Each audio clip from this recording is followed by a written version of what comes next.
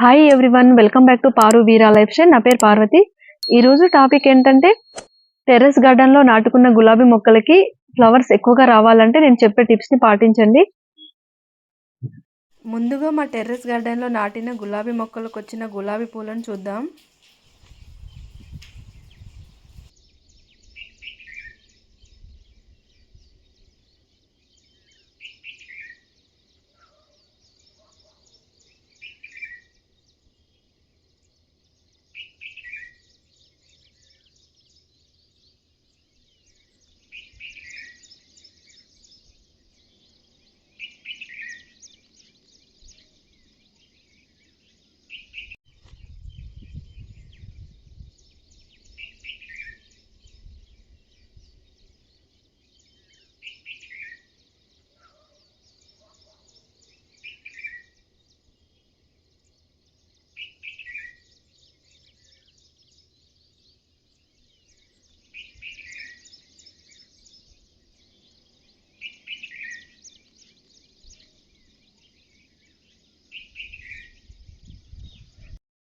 మన టెర్రస్ గార్డెన్లో నాటిన గులాబీ మొక్కలకి గులాబీ పువ్వులు ఎక్కువగా రావాలంటే గులాబీ పువ్వులు వచ్చి వాడిపోయి ఉంటాయి కదా, వాటిని ఎప్పటికప్పుడు కట్ చేస్తూ ఉండాలి. అలాగే ఎండిపోయిన ఆకులు, పండిపోయిన ఆకులు ఉంటాయి కదా, వాటిని కూడా ఎప్పటికప్పుడు చూస్తూ కట్ చేస్తూ ఉండాలి.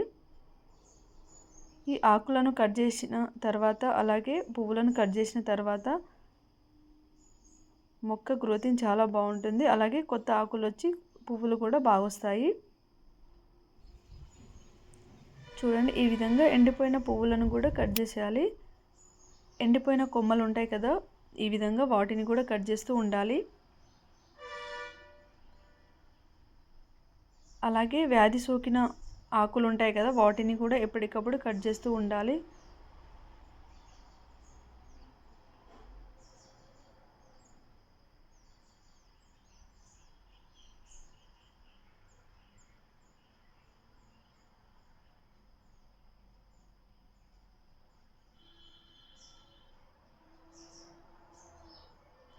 ఈ మొక్కను చూడండి, ఈ మొక్కకి కింది సైడ్ నుండి 2 హెల్తీగా ఉన్న కొమ్మలు వస్తున్నాయి. ఇవి చాలా బాగున్నాయి కదా, చాలా పొడుగ్గా, చాలా హెల్తీగా ఉన్నాయి. ఈ కొమ్మలను మేల్ కొమ్మలు అంటారు. వీటికి ఫ్లవర్స్ రావు. కాకపోతే ఫ్లవర్స్ వచ్చే కొమ్మల కంటే ఈ కొమ్మలు చాలా హెల్తీగా, చాలా స్పీడ్గా పెరుగుతాయి. వీటికి ముళ్ళులు ఎక్కువగా ఉంటాయి. వీటికి ఫ్లవర్స్ రావు కాబట్టి ఇవి వచ్చిన తర్వాత వీటిని వెంటనే కట్ చేస్తూ ఉండాలి ఎప్పటికప్పుడు. ఈ మొక్కకి 2 కొమ్మలు వచ్చాయి, మేల్ కొమ్మలు. ఇప్పుడు 1 బై 1 కట్ చేసిద్దాము.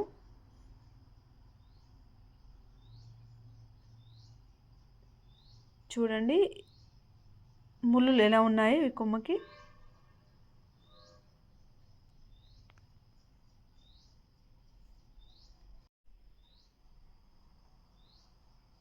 అలాగే ఇంకో కొమ్మను కూడా కట్ చేసిద్దాము.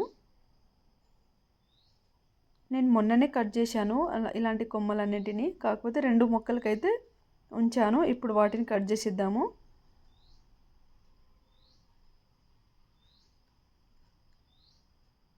ఈ విధంగా ఈ మేల్ కొమ్మలను కట్ చేస్తే మొక్క చాలా బాగా పెరిగి పువ్వులు కూడా ఎక్కువగా వస్తాయి.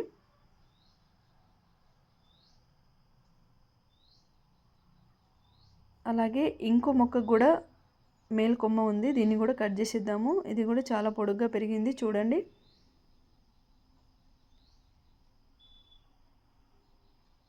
ఇది పువ్వులు వచ్చే కొమ్మ, దీనికి ముళ్ళులే లేవు చూడండి. దాని పక్కనే మేల్ కొమ్మ, దీనికి ముళ్ళులు ఎలా ఉన్నాయో.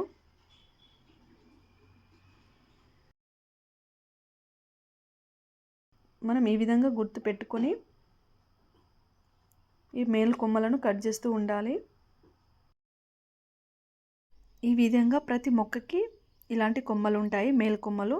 వీటిని చూస్తూ ఎప్పటికప్పుడు కట్ చేస్తూ ఉండాలి. పువ్వులు వచ్చే కొమ్మలకి ముళ్ళులే లేవు చూడండి. అలాగే గులాబీ మొక్కలకి వాటర్ ఎలా పోయాలంటే, మట్టి తడిగా ఉన్నప్పుడు వాటర్ పోయకూడదు. చూడండి, ఇక్కడ మట్టి తడిగా ఉంది, ఇప్పుడు వాటర్ పోయకూడదు. గులాబీ మొక్కల దగ్గర ఉన్న మట్టి మొత్తం ఎండిపోయాక మాత్రమే వాటర్ పోయాలి. ఈ గులాబీ మొక్కలకి వాటర్ ఎక్కువ అయినా కూడా మొక్కలు చనిపోతాయి, ఇది గుర్తుపెట్టుకోవాలి.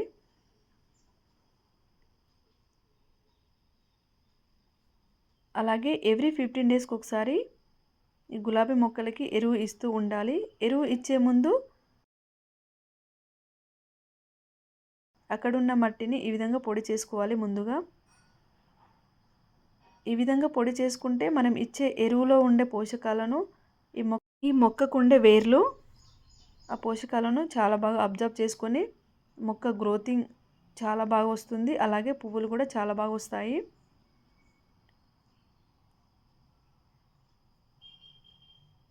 మన దగ్గర ఏ ఎరువు ఉంటే ఆ ఎరువును ఇచ్చేయచ్చు. కిచెన్ వేస్టేజ్ అయినా ఇవ్వచ్చు, కౌ డగ్ అయినా ఇవ్వచ్చు, లేదా బయట నుండి తెచ్చిన వర్మి కంపోస్ట్ అయినా ఇవ్వచ్చు. ఏది అవైలబుల్గా ఉంటే ఆ ఎరువును ఇచ్చేయవచ్చు. ఎరువును ఇచ్చాక మట్టితో ఈ విధంగా కవర్ చేసుకోవాలి. అలాగే మనం ఇంట్లో తయారు చేసుకున్న టీ ఉంటుంది కదా, ఆ టీని వడపోసుకొని తర్వాత మిగిలిన టీ పౌడర్ ఉంటుంది కదా, ఆ టీ పౌడర్కి ఇంకా కొంచెం వాటర్ యాడ్ చేసి గులాబీ మొక్కలకు ఆ వాటర్ని పోస్తూ ఉండాలి. చూడండి, ఈ మొక్కకున్న మట్టి పొడిగా ఉంది. ఇంకా కొంచెం ఎండిపోయాక వాటర్ ఇవ్వాలి ఈ మొక్కకి. ఈ వీడియో కనుక నచ్చితే లైక్, షేర్, సబ్స్క్రైబ్ చేయండి. అలాగే కామెంట్ చేయండి.